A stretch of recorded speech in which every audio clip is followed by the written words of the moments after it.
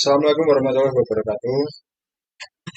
Kenalkan kami dari kelompok 8 kelas non reguler angkatan 48 manajemen STIA masalah 3 akan mempresentasikan mengenai fungsi agama dalam peradaban manusia.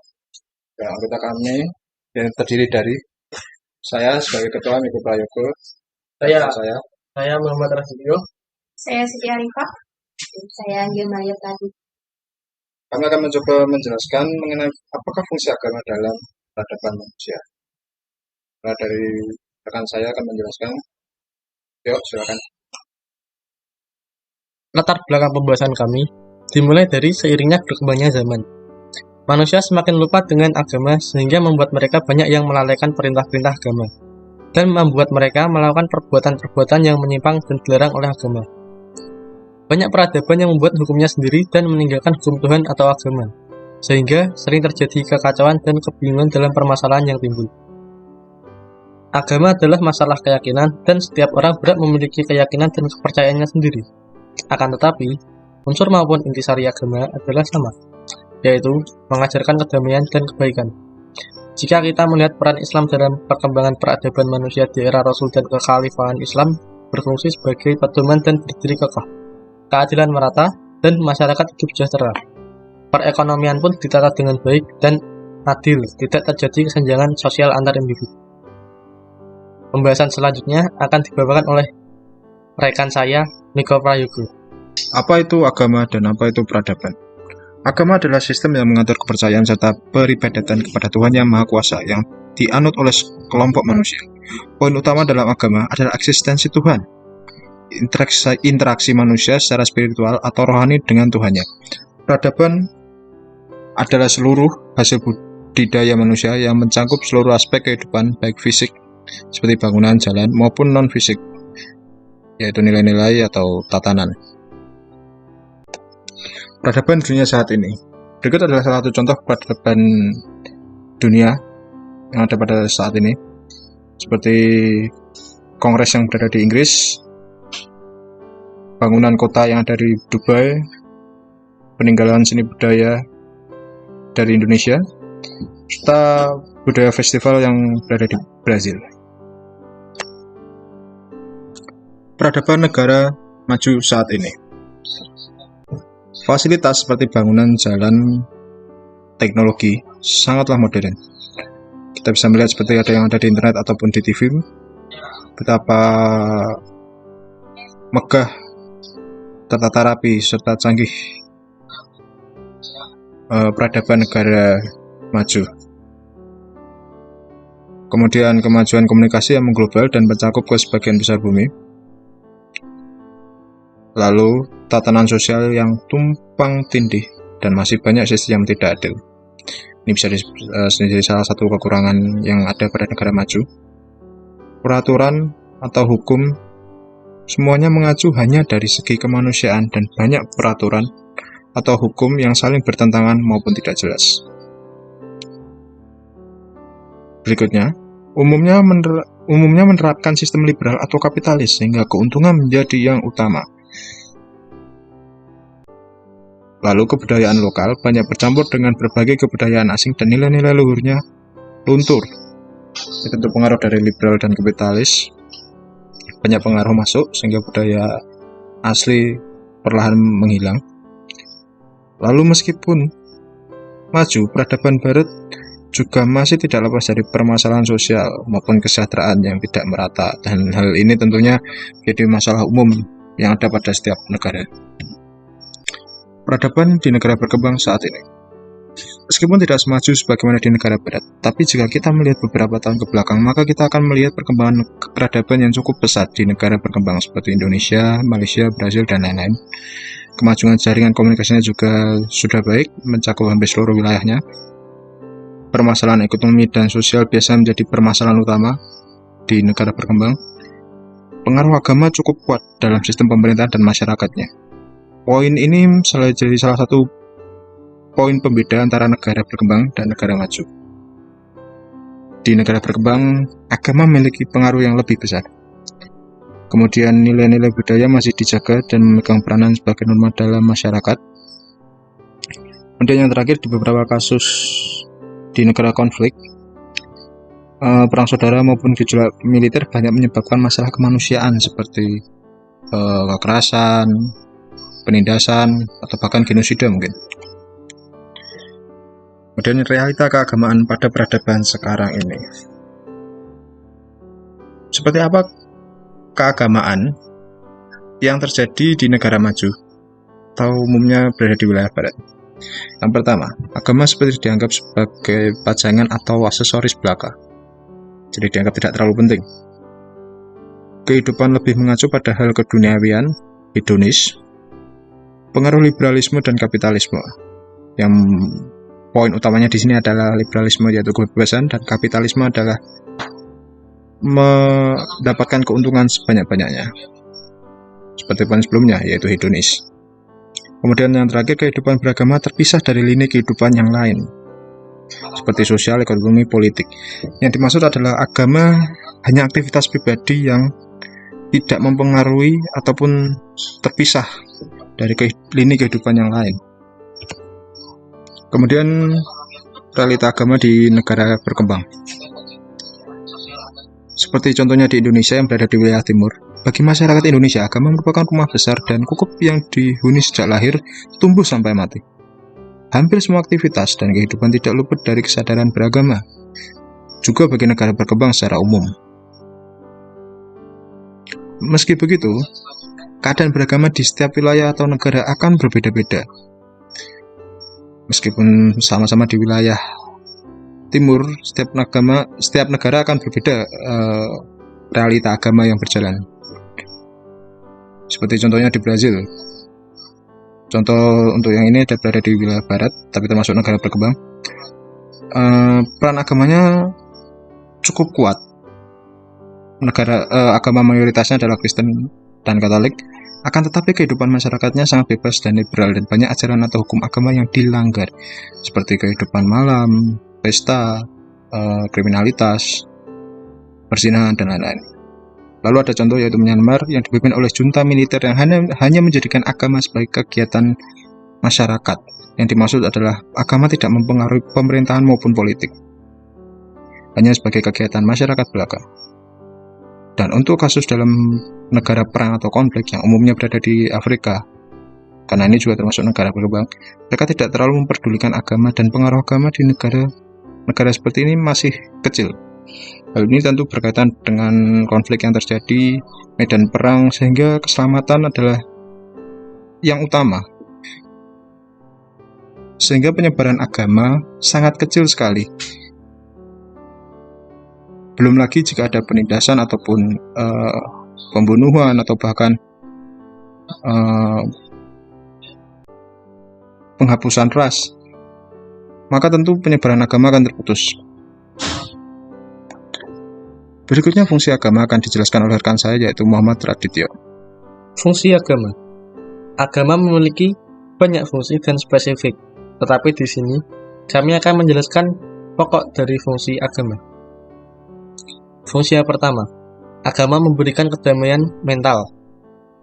Agama memberi tempat perlindungan yang benar bagi manusia, maka manusia memperoleh kedamaian mental dan dukungan emosional. Agama memberi dorongan kepada manusia untuk menghadapi kehidupan dan masalah, sehingga mental manusia tidak bisa dibiarkan kosong begitu saja dan harus diisi sesuatu. Maka dari itu, agama adalah hal terbaik untuk mengisi rohani atau mental seseorang untuk mencapai kedamaian mental pada manusia tersebut. Kedua, agama menanamkan kebajikan-kebajikan sosial. Agama mempromosikan kebajikan-kebajikan sosial yang utama, misalnya kebenaran, kejujuran, sikap nirkekerasan, pelayanan, cinta kasih, disiplin, dan sebagainya. Di sini, agama difungsikan sebagai norma-norma pembatas dalam melakukan kehidupan baik sesama manusia maupun makhluk lain dan lingkungan sekitar. Maka, agama menjadikan seseorang dapat menghargai orang lain, menjaga alam, menghindari perselisihan antara hak manusia satu sama lain. Agama dapat meningkatkan solidaritas sosial. Agama membangkitkan semangat persaudaraan atau persaudarian. Orang beragama mempunyai kepercayaan yang sama, sentimen yang sama, ibadah yang sama, berpartisipasi dalam ritual bersama, dan seterusnya, merupakan faktor-faktor perekat yang penting yang memperkuat kesatuan dan solidaritas.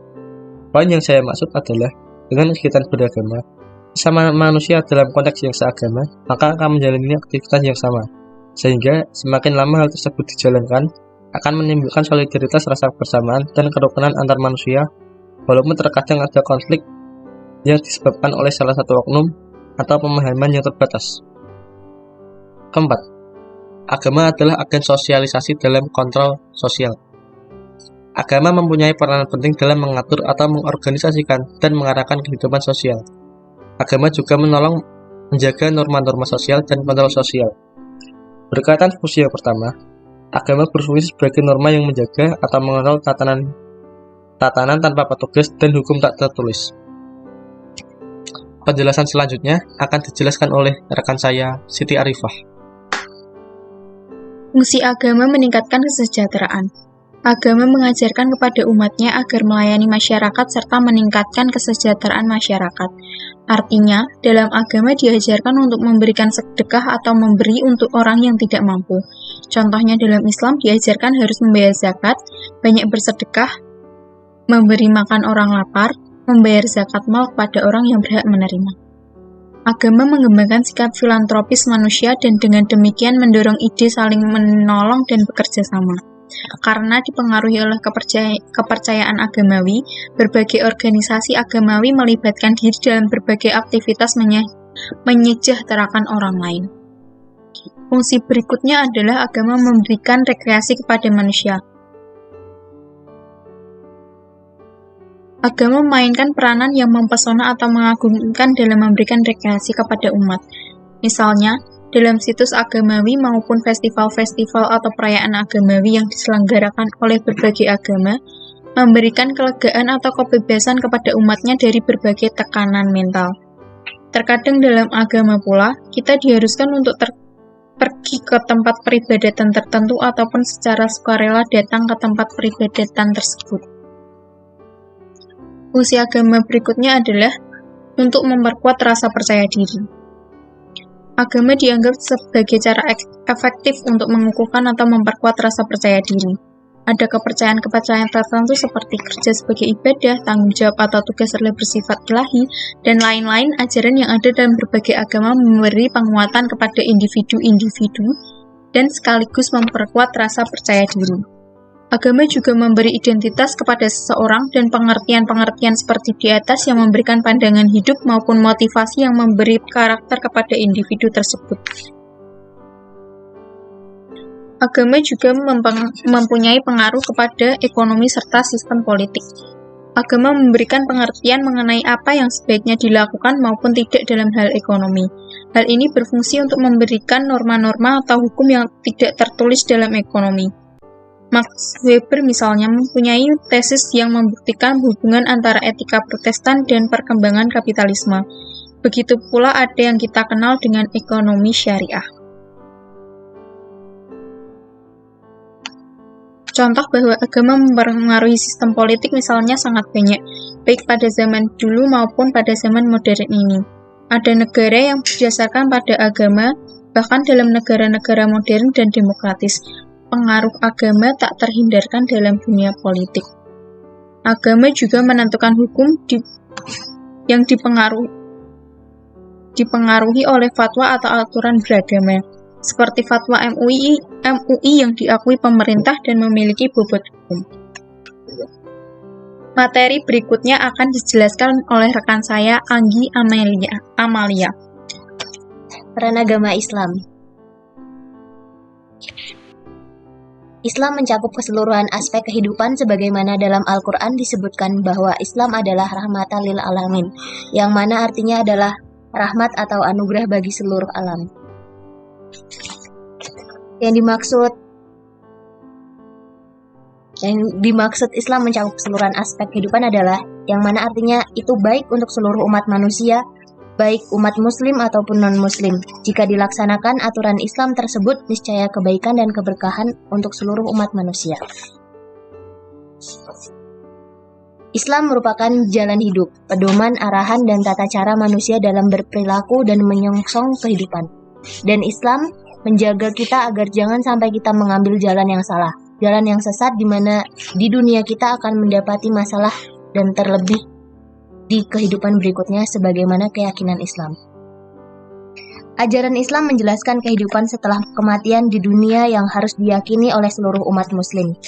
Dan kehidupan di dunia akan berpengaruh pada kehidupan selanjutnya. Amal baik dan amal buruk akan ditimbang di kehidupan berikutnya sehingga Allah Subhanahu wa taala memberikan kisi-kisi dan peringatan. Umat muslim dapat mempersiapkan secara baik dan terhindar dari konsekuensi memiliki amal buruk. Kehebatan Islam. Allah Subhanahu wa taala memberikan pengetahuan pada manusia, memberikan akal dan nafsu.